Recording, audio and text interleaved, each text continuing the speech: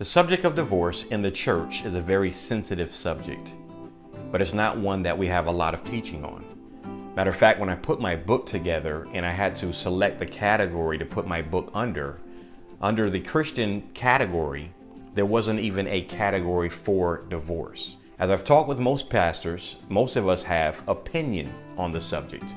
I'm very familiar with the scriptures that we use as our foundation for the teachings on the subject of divorce.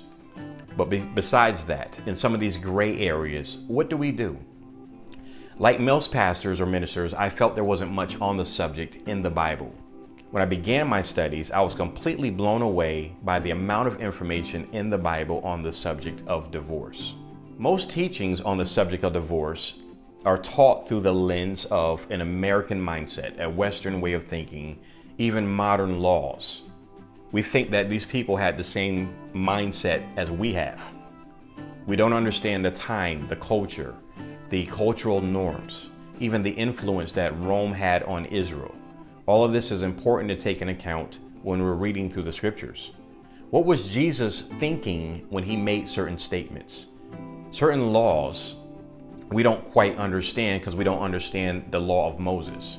So for example, even with our laws, we have the law of manslaughter, which comes with a certain penalty, but it's not the same for manslaughter in the first degree versus second degree. Even in the law of Moses, there are 613 laws, but the law of adultery, though it listed as one law, has many laws that are under it. If adultery was committed, the penalty for breaking that law is not the same for all acts of adultery. When Jesus walked the earth, he dealt with Pharisees, Sadducees, lawyers and doctors. The scripture talks about those Herodians, a part of the political party of Herod.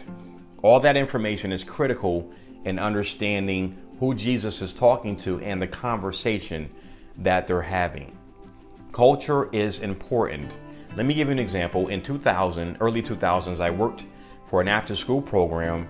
We worked with at-risk youth. I had children that were part of DCF, parole, probation. Several years into working there, they suggested that we take our training, and a class came up for gang training. I took it. I thought it would be an interesting subject.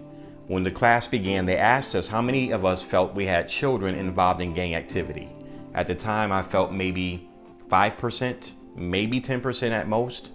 At the end of the training, I realized maybe close to 95% of my children were involved in gang life. The problem was I didn't understand the culture, didn't understand the language, the clothing, the jewelry. There was so much I was not familiar with. Everything they showed us in the training, I hadn't seen before. I had seen it with our children. And so my eyes were opened to a world that was around me, and I had no idea this world existed. I remember one conversation where the young men in the program were discussing how the evening before they got picked up, they had grabbed the ratchet, they went out, and they're having this conversation. At the time, I'm thinking a ratchet is a tool, like a drill, a screwdriver. I'm thinking these young men went out to grab maybe some extra money by doing some home improvement work, not realizing they're discussing attempted murder.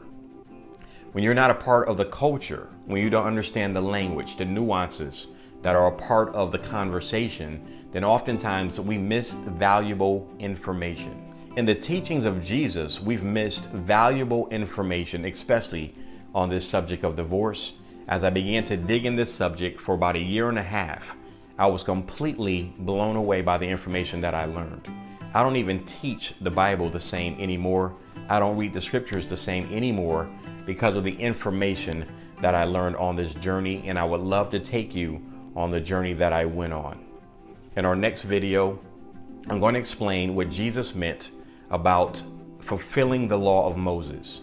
We'll start here because this is foundational in our understanding on the subject of divorce, but we're going to jump into some incredible information that is supported and substantiated by the scriptures. A lot of the laws we can't find listed in the scriptures, but we can find them in the stories. This study will completely change the way you see the story of David, the way you see the story of Mary and Joseph, even the way you hear the story of John the Baptist and Herod. So join us on this journey. I guarantee you'll never read the Bible the same. Visit our website today, thedivorcedchristian.com. Our podcast show is on Spotify and Apple Podcasts. It's one of the top searched shows on the subject of divorced Christian. We have listeners from 46 different countries. On the website, you'll find information regarding the book. The majority of the information I'll be sharing on these videos, you can find in the book, The Divorced Christian. Visit the website today, thedivorcedchristian.com. And until next time, be blessed.